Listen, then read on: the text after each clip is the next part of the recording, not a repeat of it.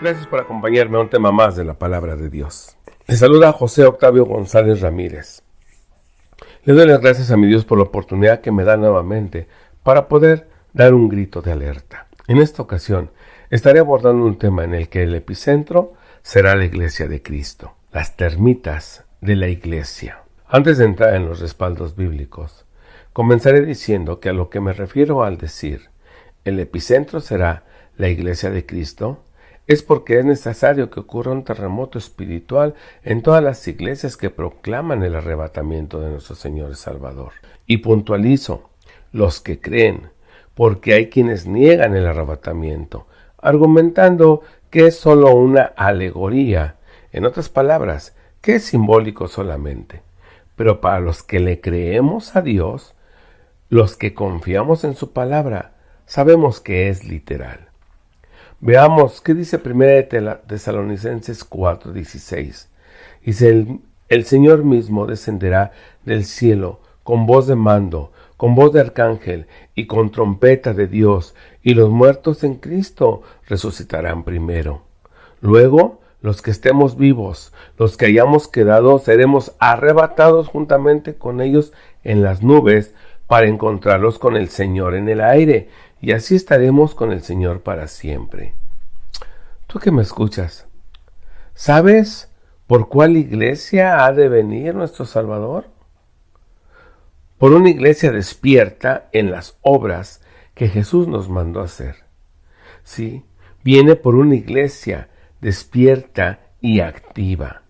Una iglesia en la cual se predica el perdón, la misericordia, la santidad, no la religiosidad.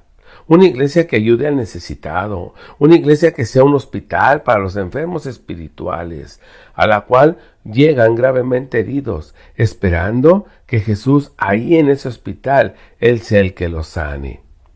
Una iglesia que sea el hospital para el herido, un verdadero pastor que sea el médico para cuidarlo con la ayuda del especialista que es el Espíritu Santo. El mejor médico de médicos lo sanará completamente. Cristo viene por una iglesia limpia por fuera y por dentro, una iglesia que trabaja sin cesar por predicar el evangelio de salvación a través de los propios testimonios de la congregación. Esos testimonios que dicen que Cristo reina en nuestras vidas. Ese buen testimonio de día a día. Por esa iglesia es la que viene nuestro Señor y Salvador.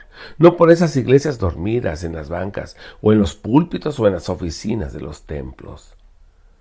En esas iglesias en las cuales se predica la prosperidad económica. Esas iglesias en las cuales se escucha las predicaciones que le gusta oír a la carne. Esas iglesias que solo hablan de que Dios ama al pecador. Diré de paso que esto de que Dios ama al pecador se escucha bien y solapa a la carne, pero es antibíblico. Para ello, vayamos al libro de los Salmos, capítulo 5, versículo 4, que dice, porque tú no eres un Dios que se complace en la maldad, el malo no habitará junto a ti. Los insensatos no estarán delante de tus ojos. Aborreces a todos los que hacen iniquidad. Destruirás a los que hablan mentira. Al hombre sanguinario y engañador abominará a Jehová. Veamos qué dice Proverbios 11:20. Abominación son a Jehová los perversos de corazón, mas los perfectos de camino son agradables. Vayamos también a Salmos 7:11, donde dice, Dios es juez justo y Dios está airado contra el impío todos los días. Efesios 5:6 dice que nadie los engañe con palabras vanas, porque por estas cosas viene la ira de Dios sobre los hijos de desobediencia. Satanás ha infiltrado en la iglesia de Dios a sus esbirros, que van diciéndole a la gente que no importa los pecados que hayan cometido, lo importante es que Dios los llevará con él.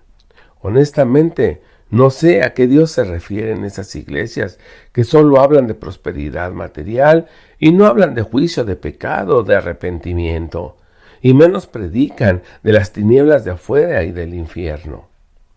No lo hacen para que la gente no se espante de lo que viene.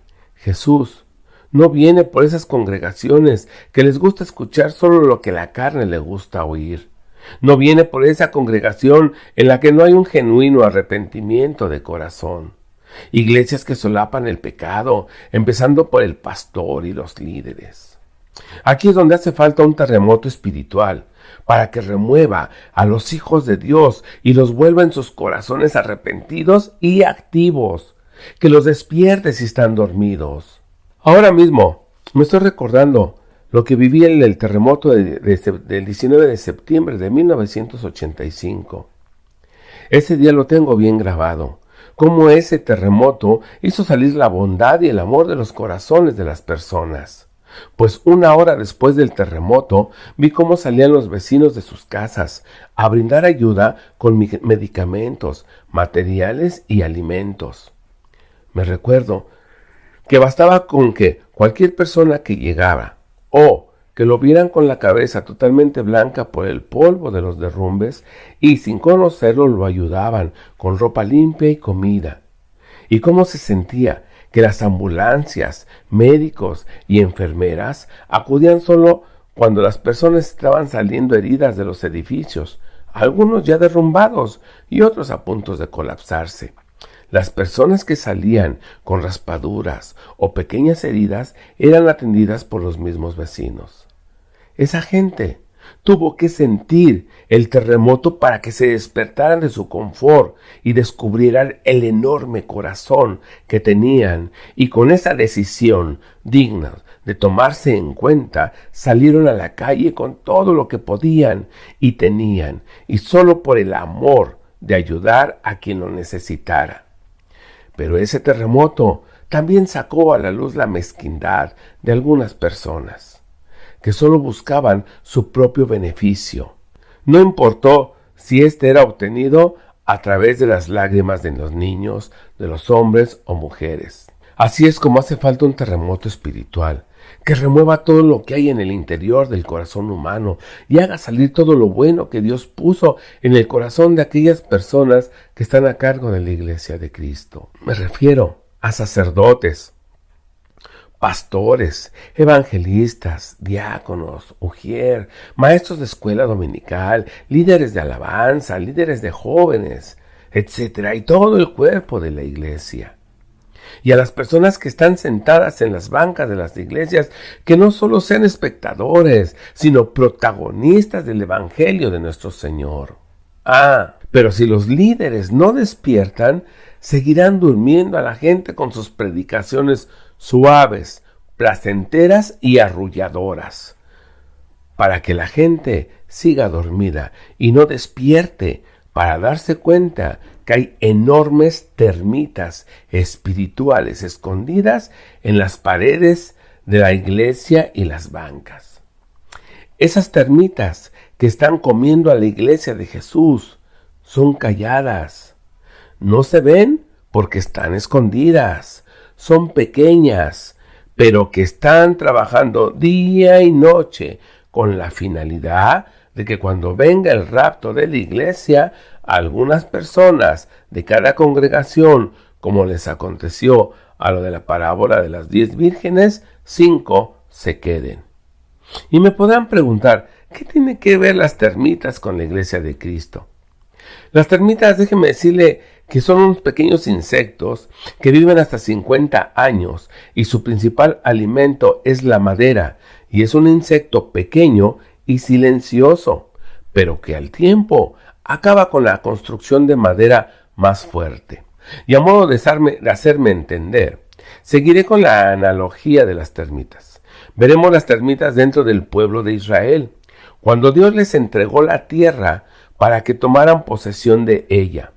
Jehová les mandó que sacaran a toda la gente que estaba viviendo ahí, pero hicieron caso omiso, y esta desobediencia les costó que pagaran un muy alto costo. Veamos, Jueces capítulo 1. Judá y Simeón capturaron a Adonai Besek. Y aconteció, después de la muerte de Josué, que los Israel consultaron a Jehová, diciendo: ¿Quién de nosotros subirá primero a pelear contra los cananeos? Y Jehová respondió: Judá subirá. He aquí que yo he entregado la tierra en sus manos. Judá conquista Jerusalén y Hebrón, y extensión de las conquistas de Judá y de Benjamín. Y fue Judá con su hermano Simeón, y derrotaron al cananeo que habitaba en Sefat, y lo asolaron, y pusieron por nombre a la ciudad Horma. Tomó también Judá a Gaza con su territorio, a Ascalón con su territorio, y a Ecrón con su territorio. Pero pongamos atención, desde este versículo, las termitas empezaron a vivir con el pueblo de Israel. Continuemos. Versículo 19. Y Jehová estaba con Judá, quien arrojó a los de las montañas, mas no pudo arrojar a los que habitaban en los llanos, los cuales tenían carros errados. Y dieron Hebrón a Caleb, como Moisés lo había dicho, y él arrojó de ahí a los 3 hijos de Anac. Mas el Jebuseo, que habitaba en Jerusalén, no lo arrojaron los hijos de Benjamín, y el Jebuseo habitó con los hijos de Benjamín en Jerusalén hasta el día de hoy. Estas son las extensiones de las conquistas de Manasés y de Efraín. Versículo 27. Tampoco Manasés arrojó a los de Bet-Seán, ni a los de sus aldeas, ni a los de Taná y sus aldeas, ni a los de Dor y sus aldeas, ni a los habitantes de Ibleam y sus aldeas, ni a los que habitaban en Megiddo y en sus aldeas. Y el cananeo persistía en habitar en aquella tierra. Versículo 28 dice: pero cuando Israel se sintió fuerte, hizo al cananeo tributario, mas no lo arrojó. Tampoco Efraín arrojó al cananeo que habitaba en Geser, sino que habitó el cananeo en medio de ellos en Geser. Extensión de las conquistas. Versículo 30. Tampoco Zabulón arrojó a los que habitaban en Quitrón, ni a los que habitaban en Naalal, sino que el cananeo habitó en medio de él, y le fue tributario. Tampoco Aser arrojó a los que habitaban en Aco, ni a los que habitaban en Sidón, en Alab, en Aksib, en Elba, en Afec y en Rehob. Y vivió Aser entre los cananeos que habitaban en la tierra, pues no los arrojó. Tampoco Neftalí arrojó a los que habitaban en Bet-Semes, ni a los que habitaban en Bet-Anar, sino que vivió entre los cananeos que habitaban en la tierra. Mas les fueron tributarios los moradores de Bet-Semes y los moradores de Bet-Anat. ¿Qué quiere decir todo este pasaje de Jueces? Que el pueblo de Dios, a su criterio, no echó fuera a los habitantes de esas tierras por la conveniencia de recibir tributos por parte de ellos y así recibir sus beneficios. Pero en lo que ellos no pusieron atención o no les importó es que esos pobladores eran idólatras con altares para sus propios dioses, y ese astigmatismo espiritual de los hijos de Israel no les permitieron ver el gran problema que se les avecinaba, pues con el tiempo esos pueblos que no fueron echados de esas tierras los contaminarían con sus costumbres paganas. Veamos el capítulo 2. El ángel de Jehová en Boquim. El ángel de Jehová subió a Gilgal, a Boquim, y dijo: yo los saqué de Egipto, y los introduciré en la tierra de la cual había jurado a sus padres, diciendo: no invalidaré jamás mi pacto con ustedes, con tal de que no hagan pacto con los moradores de esta tierra, cuyos altares tienen que ser derribados. Mas ustedes no han atendido a mi voz. ¿Por qué han hecho esto? Por tanto, yo también digo, no los echaré delante de ustedes, sino que serán azote para sus costados, y sus dioses les serán tropezadero. Lo explico. El ángel de Jehová, o sea, Cristo, les dice, yo los saqué de Egipto para introducirlos a la tierra que había prometido a sus padres, y cumpliré mi palabra, siempre y cuando no hagan pactos con los que viven en esas tierras. Y cuando estén allá, derriben esos altares en los cuales hay idolatría. Pero ¿saben qué? El pueblo de Dios, Israel, no obedeció. Y les dijo Cristo, ahora, como ustedes no me obedecieron, no voy a sacar a esa gente idólatra, y ustedes seguirán viviendo con ellos, y ellos los alejarán de mí. Como reflexión, piense usted que me escucha. Cristo los llevó a una nueva tierra, y su pueblo tenía que echar fuera de ella a todo lo que representaba el pecado. Pero por conveniencia no lo hicieron, y tuvieron que sufrir las consecuencias. Mi pregunta para usted que me escucha es, ¿Dios lo está llevando a un nuevo trabajo? ¿Dios lo está reconciliándose con sus padres? ¿Dios le está dando un buen esposo o una buena esposa que usted no esperaba? ¿Dios le dio la sanidad a alguien a quien usted amaba o ama? ¿Dios le está dando esa casa que usted desea para su familia? ¿Dios le libró de un problema legal que usted tenía? En el corazón del hombre hay una tierra que está habitada por los vicios, la idolatría, el adulterio, la fornicación, el alcoholismo, las drogas y todo tipo de pecado que nos separa de la comunión con nuestro Creador. Pero cuando recibimos a Cristo como nuestro Señor y Salvador, según dice 2 Corintios 5:17, que dice que de modo que si alguna persona está en Cristo, nueva criatura es. Las cosas viejas pasaron, he aquí, todas hechas son nuevas. Y cuando dice, he aquí, todas hechas son nuevas, habla de lo visible como de lo invisible. Los malos pensamientos, lo sucio que tenemos en el corazón como odios, deseos insanos, codicia, avaricia, adulterio, violación, etc.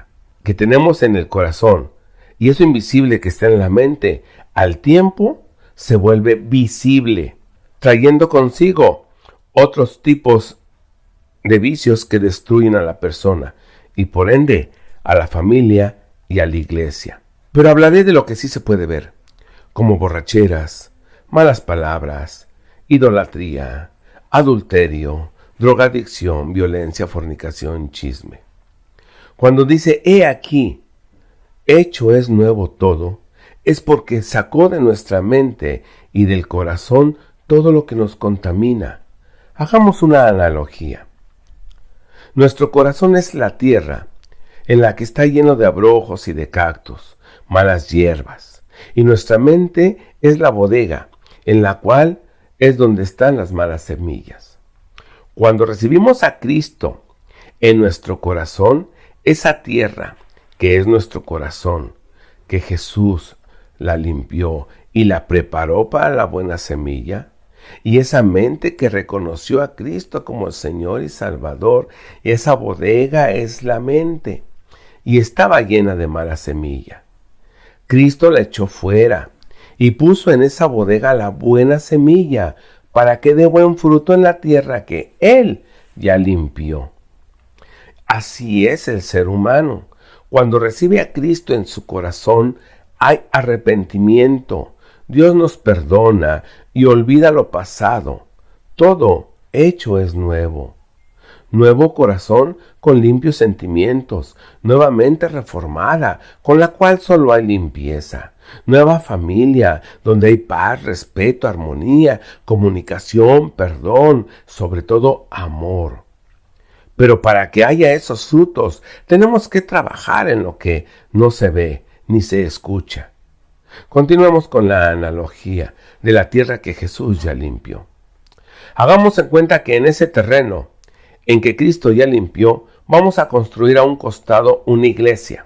Todos los miembros de esta iglesia están construyendo las paredes de la iglesia, felices y gozosos en el Señor.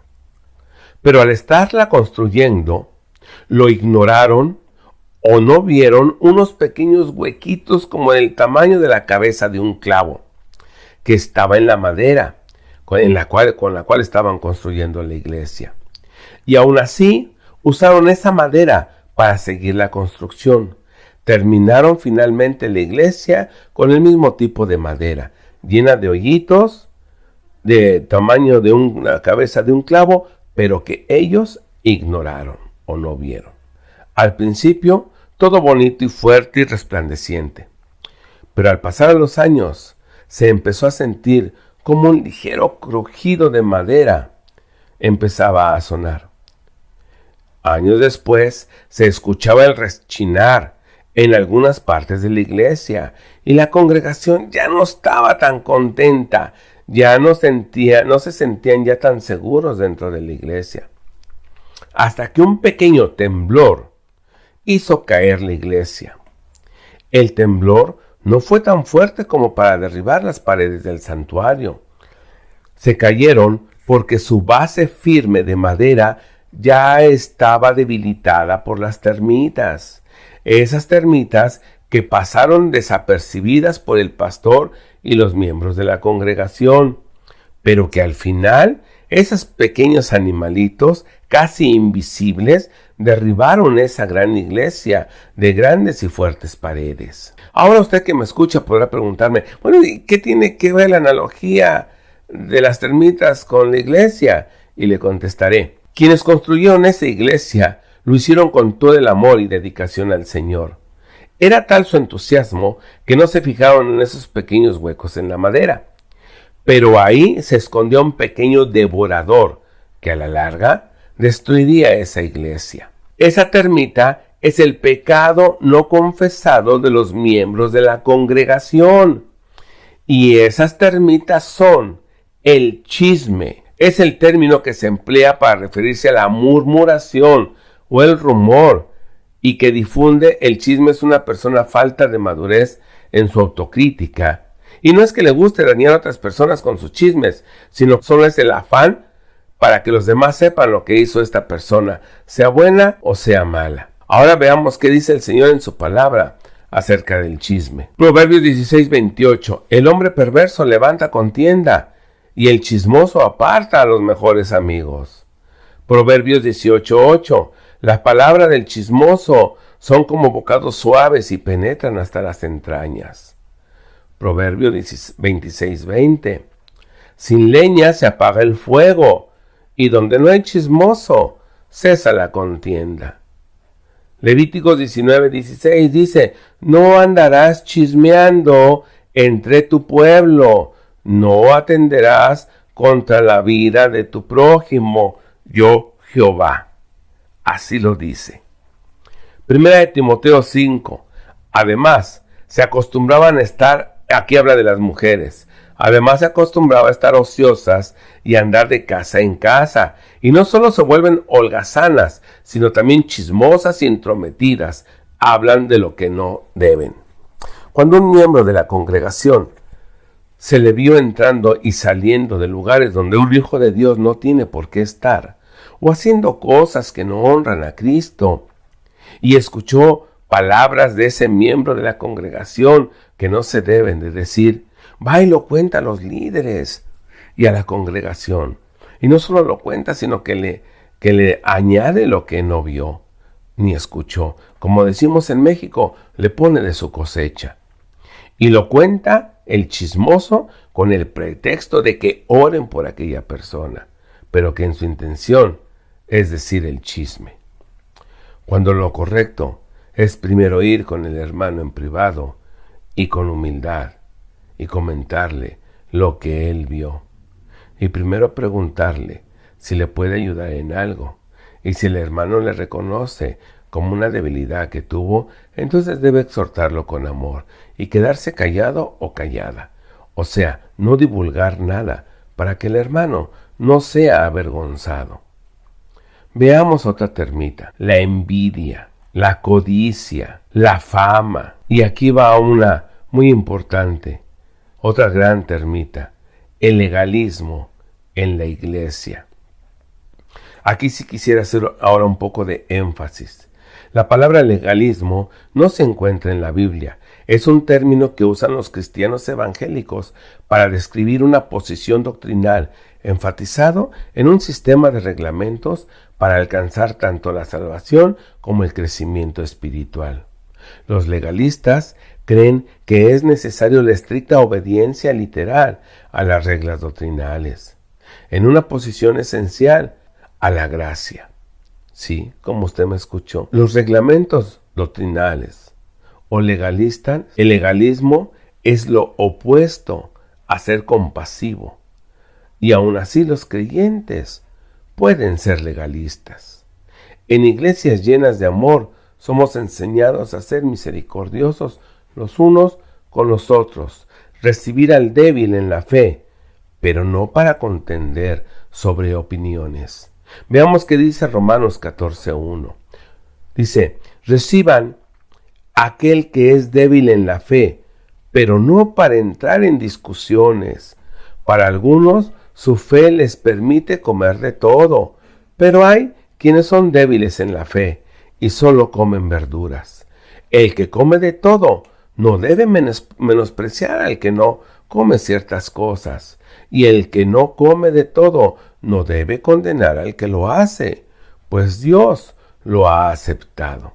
Por ejemplo, hay aquellos que sienten que para ser espirituales uno simplemente debe de evitar el tabaco, las bebidas alcohólicas, a los bailes o ir al cine, que las mujeres no vistan de pantalón y asistir a la iglesia todos los domingos, que las vean en todos los servicios voluntariados, que estén en el coro de la iglesia o el servicio de iglesia como diácono o ujier.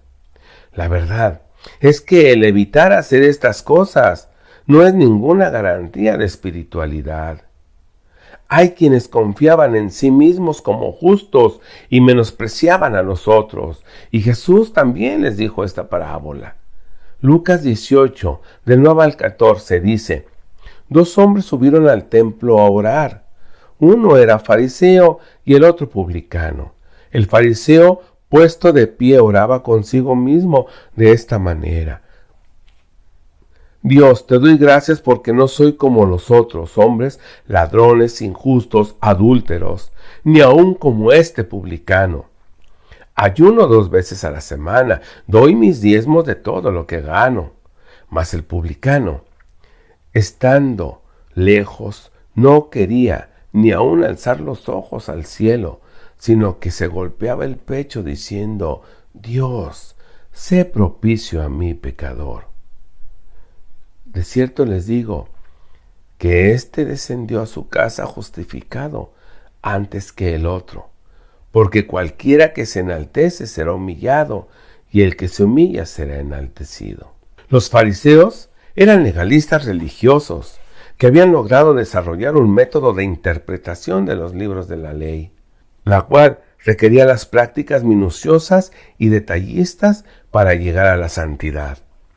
Los fariseos confiaban en su conocimiento meramente intelectual y en su interpretación tradicional de las leyes de Dios, y se consideraban a sí mismos justos, exaltándose por creerse más espirituales y más buenos que los demás, o más santos, o más religiosos, o más sabios. Pero Jesús los llamó hipócritas, porque aparentaban ser justos, pero su corazón estaba lleno de maldad. Los legalistas creen que poseen la verdad o defienden su verdad a capa y espada. Nosotros sabemos que la palabra de Dios no necesita que nadie la defienda. La palabra de Dios se defiende por sí sola. La Biblia es un libro que está vivo y que habla a cada cual según sus necesidades personales, y habla además a diferente tipo de grupos de personas. Habla a los gentiles, a los cristianos, a los judíos en lo general. La Biblia va mucho más allá de interpretaciones religiosas. No se le puede encajonar porque a la verdad no se le puede encerrar. La palabra de Dios va hasta donde Dios quiere y hace lo que Dios quiere que haga, sin tomar en cuenta nuestra valoración. Tú que me escuchas, si sirves en tu iglesia o simplemente eres uno de los de la congregación, déjame decirte algo.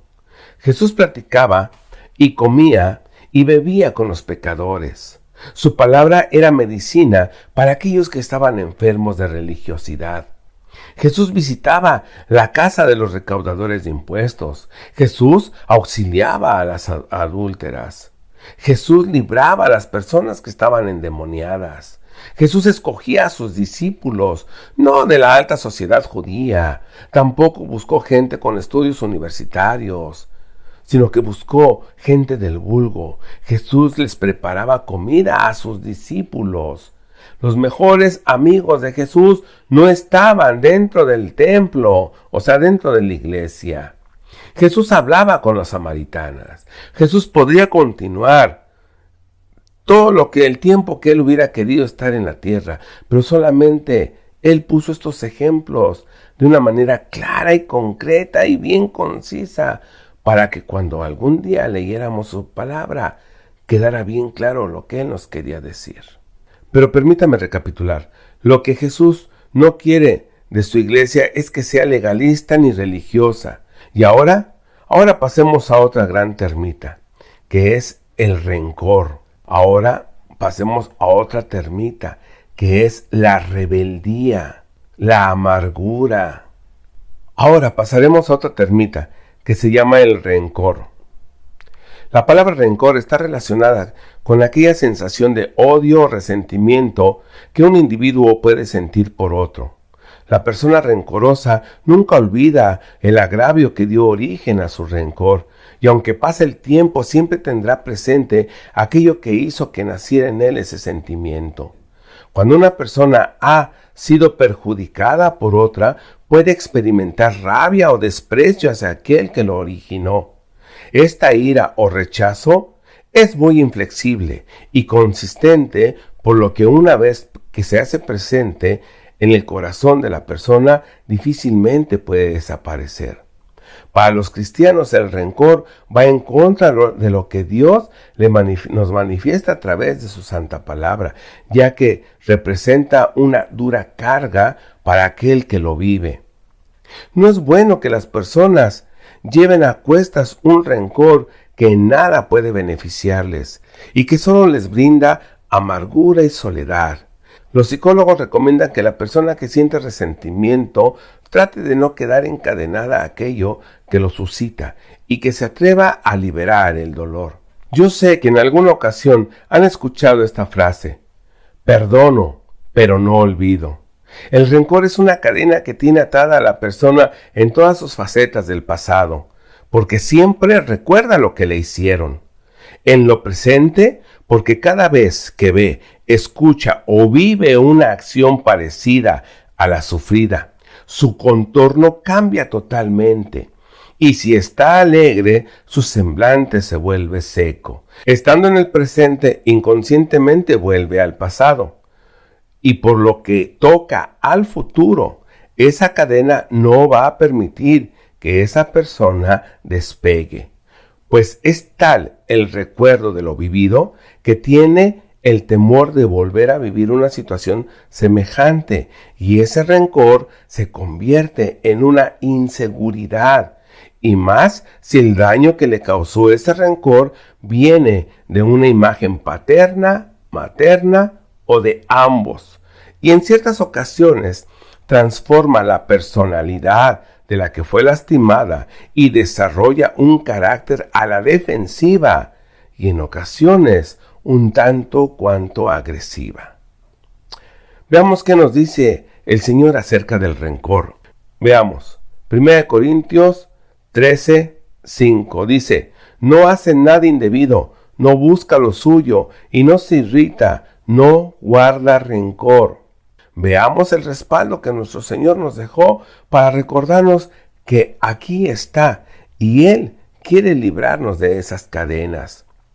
Para que no se escuche que este versículo bíblico lo estoy sacando fuera de contexto, aquí Jesús se refiere a los judíos, que no entendían la figura de Cristo en los cielos y que ellos estaban atados al pecado.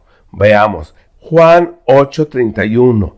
Dijo entonces Jesús a los judíos que habían creído en él: si ustedes permanecieran en mi palabra, serán verdaderamente mis discípulos y conocerán la verdad, y la verdad los hará libres. Cuando el corazón del hombre, y no me refiero al sexo masculino, sino al género humano, cuando reconoce que por él mismo no puede erradicar ya sea vicios, traumas, odios o sed de venganzas, déjenme decirles que Cristo es el único que puede lograr que el pasado ya no lo lastime. Puede ser, tal vez, que no sea olvidado el agravio, pues no somos una computadora que le cambias la memoria y todo es nuevo. Hay quienes dicen que si no olvidas el pasado y quien te hizo sufrir, entonces no has nacido de nuevo y por lo tanto no tienes a Cristo en tu corazón. Déjenme decirles, esos evangelistas o pastores que enseñan esa doctrina, que están más torcidos que las ramas del árbol de mezquite. La mente del hombre no es como una cámara fotográfica. La memoria del ser humano ahí está y ahí queda. Lo que Cristo hace cuando entra en nuestro corazón es que ese recuerdo lo convierte de un rencor y sed de venganza a perdón y amor. Eso hace Cristo en nuestras vidas y la imagen de lo que nos sucedió ahí queda. Solo que ahora, en lugar de sentir rencor, sentimos paz en nuestro corazón.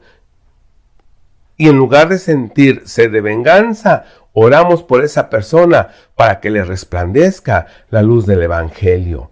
Y no importa si la hermanita o el hermanito va a la iglesia todos los domingos y es fiel a los cultos, o estudia la Biblia y paga diezmos y ofrendas y está en el coro de la iglesia, o es monaguillo o sacristán o ujier. Puede ser lo que usted guste, quiere y mande. Pero esas actividades en la iglesia solo serán una máscara para los demás. Si usted que me escucha tiene alguna posición en alguna iglesia en la que usted quiera, y hablo también de los católicos y cristianos, pero en su corazón hay rencor, odio o sed de venganza, aunque no la lleva a cabo, pero ese sentimiento está ahí. Le digo una cosa, entréguele sus sentimientos a Cristo. Él romperá esas cadenas y lo hará verdaderamente libre. Ahora veamos otra termita, la rebeldía.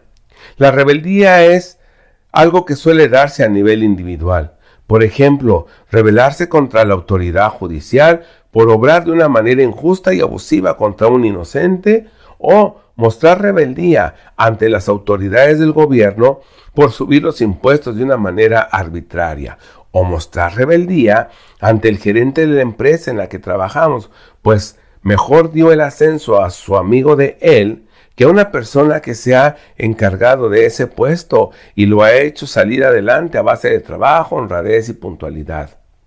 Veamos cómo le llama Cristo a esa rebeldía, que no es más que una manifestación por la injusticia.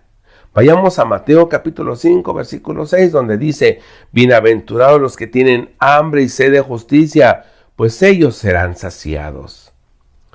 Esa es rebeldía justificada para poder expresar de alguna manera y poder hacer el comparativo con la otra cara de la rebeldía que no es justificada, la rebeldía que es condenatoria.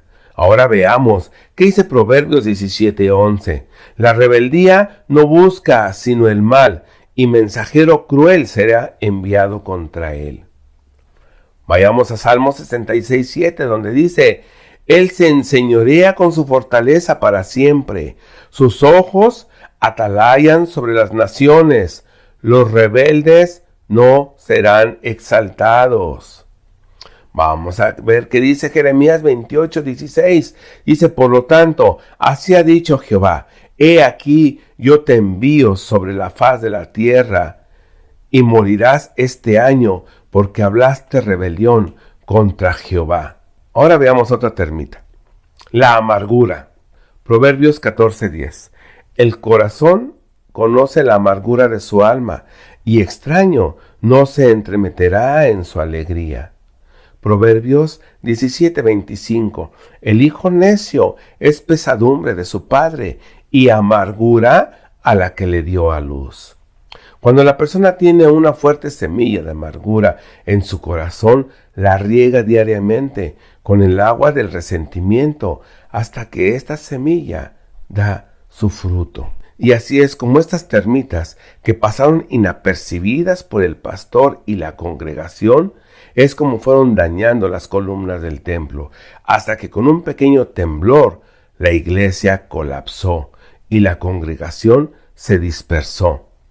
No fue un terremoto, solo fue un pequeño temblor, como que el pastor se divorció, o se descubrió que el líder de alabanza vivía en pecado, o que el que ministraba el dinero huyó con él. Estos pequeños temblores, cuando las columnas están firmes, pueden sentirse en la iglesia, pero se mantienen firmes. Pero cuando las termitas del pecado no confesado han hecho su trabajo, basta un pequeño temblor para destruir la iglesia. En otro momento tocaremos también otras termitas que están dentro de la iglesia, como es el poder, la frustración, el odio, la mentira, la frivolidad, la crítica, la apatía, la incredulidad y el orgullo. Querido pastor, si tú que me estás escuchando, despierta y observa primero tu corazón y después los de tu membresía. No tires por la borda el sacrificio que hizo nuestro Señor Jesucristo en la cruz del Calvario. Aún es tiempo antes de que Él venga por su iglesia y antes de que Él te pida cuentas por cada una de las ovejas que están a tu cuidado. Si tú que me escuchas eres miembro de la iglesia y reconoces que tienes una termita, que es el pecado no confesado y que no te has apartado de él, es tiempo de confesarlo ante el Padre, quien es justo para perdonar nuestros pecados. Primera de Juan 1:9. Si confesamos nuestros pecados, Él es fiel y justo para perdonarnos los pecados y para limpiarnos de toda maldad. 2:1. Cristo es nuestro abogado. Dice, hijitos míos, estas cosas les escribo para que no pequen. Y si alguno hubiera cometido pecado, abogado tenemos para con el Padre, a Cristo Jesús el justo. Si no permitas que el enemigo de la justicia te use para su malvada obra. Recuerda que Él solo vino a matar, a robar y a destruir. No te dejes usar como un arma del diablo. Recuerda, al principio la termita en la madera cómo se alimentaba de ella y la va acabando poco a poco. Ahora les voy a decir a qué madera las termitas no entran.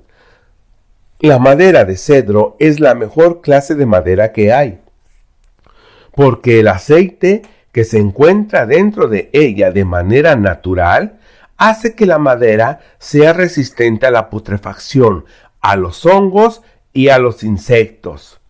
Y esa es la razón que las termitas no entran en la madera de cedro, porque ese aceite natural que corre como sangre dentro de sus vetas es tan amargo a la polilla que las aleja.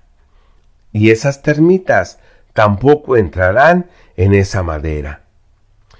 Quiero decirte que tú eres esa madera de cedro y el genuino amor de Jesús es ese aceite que corre por tus venas. Y ese aceite es el que hace huir a las termitas que son el pecado. Si tú, que eres ese cedro, estás con alguien quien tiene una termita en su corazón, lean juntos. Proverbios 28 del 13 y 14 dice, el que encubre sus pecados no prospera, mas el que los confiesa y se aparta alcanzará misericordia. Bienaventurado el hombre que siempre teme a Dios, mas el que endurece su corazón caerá en el mal. Después de que vayan con su pastor y platiquen con él y oren juntos, el resultado de las termitas se harán menos y esas columnas de la iglesia se fortalecerán. Para concluir, recuerden que nuestro Señor viene por su iglesia limpia y sin mancha. No permitan, pasando por los líderes y la congregación, que esas termitas entren en esa iglesia por la cual algún día vendrá Jesús en las nubes. Si tiene algún comentario o alguna duda, puede escribirme. Abajo aparece mi correo electrónico y yo personalmente le contestaré con gusto. Dios le bendiga y hasta la próxima.